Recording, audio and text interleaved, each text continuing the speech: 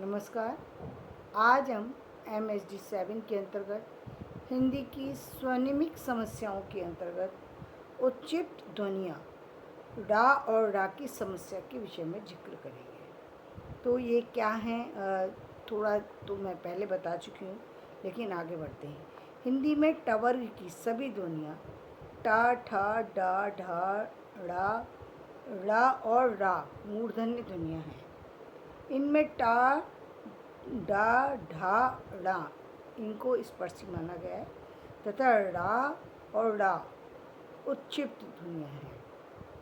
विद्वानों के बीच विवाद इस बात को लेकर हो रहा है कि ड़ा और ड़ा यानी डा से बनने वाला ड़ा और ढा से बनने वाला ड़ा व्यंजनों को स्वतंत्र स्वनिम माना जाए कि ये क्रम से डा और ढा ध्वनियों के ही परिवर्तित हैं।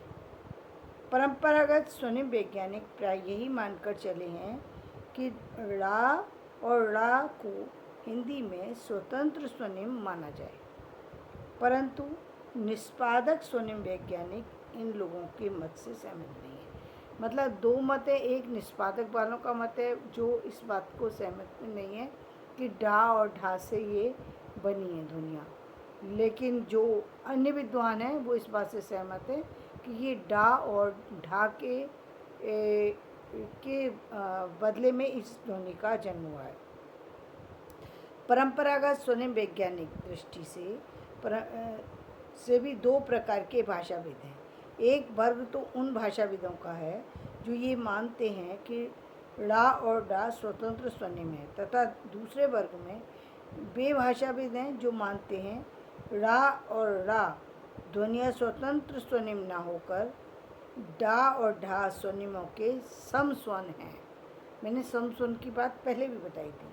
पहले वर्ग में जिन विद्वानों का नाम लिया जाता है उनमें है कामता प्रसाद गुरु जिन्होंने 1920 में इस बात को कहा, कैलॉग जिन्होंने 1875 में, अशोक केलकर जिन्होंने 1968 में इस बारे में जिक्र किया।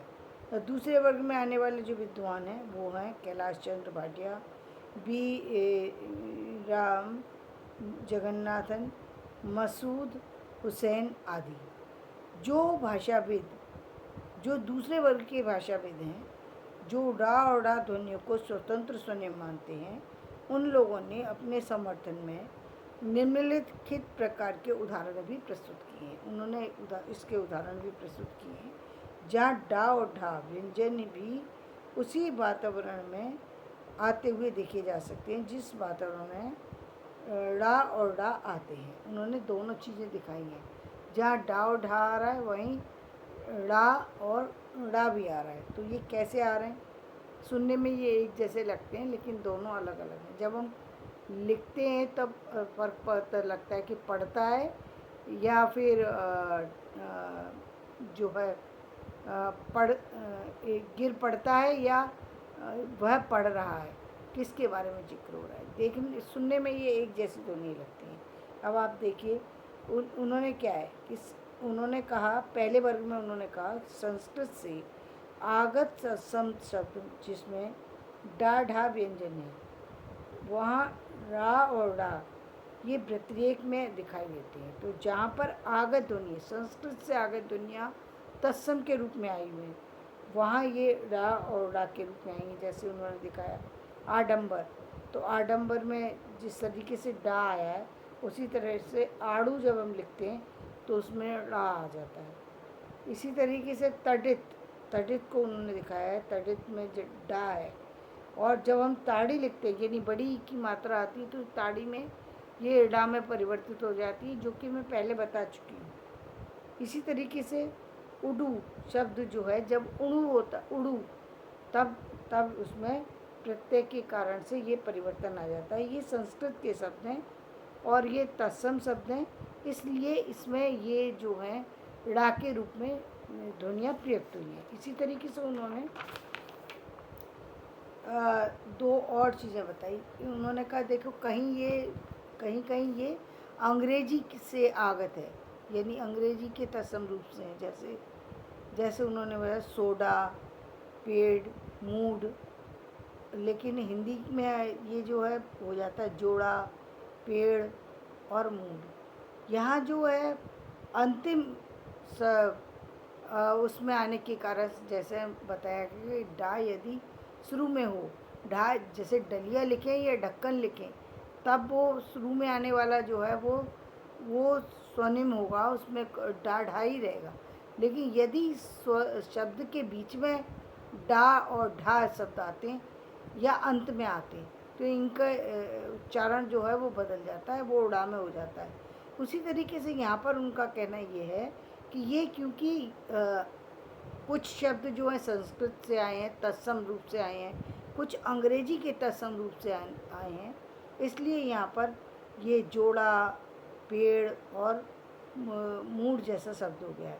इसी तरीके से तीसरा उन्होंने जो बताया है, ये व्युत्पन्न शब्द अर्थात संयुक्त शब्द। कुछ शब्द जो हैं वो रूपी में यानी दो शब्दों से मिलकर के बने और मिलने के कारण से भी शब्दों में परिवर्तन हो जाता है। ड़ा, डा और ढा, जैसे अडिग है, निढाल है, विडम्बना है। तो यहाँ पर ये जो दो शब्द हैं इसमें शुरू में उपसर्ग लगा है, इसलिए डिग में आ जोड़ा है, इसलिए अडिग हो गया। तो यहाँ पर डी जो है बीच में इसमें डा जरूर आया है, लेकिन क्योंकि आ उपसर्ग के कारण डा जो है बीच में है, इसलिए यहाँ पर ये जो परिवर्तन है उसको जो है किसी और कारण से नहीं माना जाएगा, बल्कि ये स्वनिम के कारण से है, ना कि सम स्वन के कारण से है। ये उन्होंने बताने की कोशिश की है।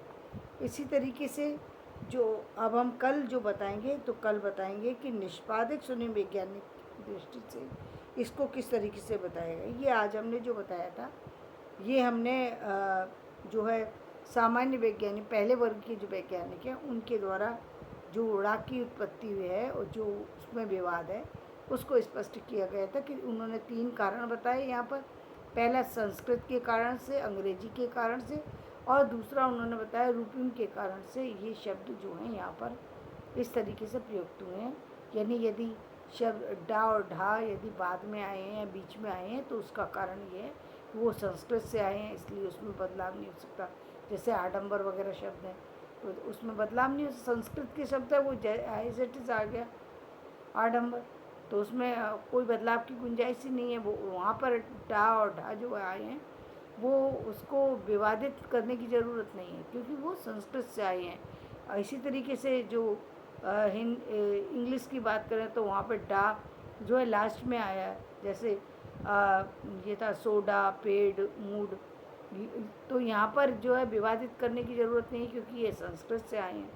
और यहाँ पर भी नहीं, अडिग में भी डा बीच में आया है, निढाल में भी ढा बीच में आया है, लेकिन ये सारे शब्द क्योंकि रूप में है इसलिए यहाँ पर विवाद की आवश्यकता नहीं है। ये शब्द ड़ा और रा, डा और ढा तभी बदलते हैं जब डा और ढा से पहले तभी आएंगे जब वो साधारण शब्दों में आएंगे, अन्यथा सब जगह जो है रा और ड़ा में वो परिवर्तित हो जाएंगे। धन्यवाद। आज का वीडियो मैं यही समाप्त करती हूँ। यदि मेरा वीडियो पसंद आए लाइक करें, शेयर करें और सब्सक्राइब करें। धन्यवाद।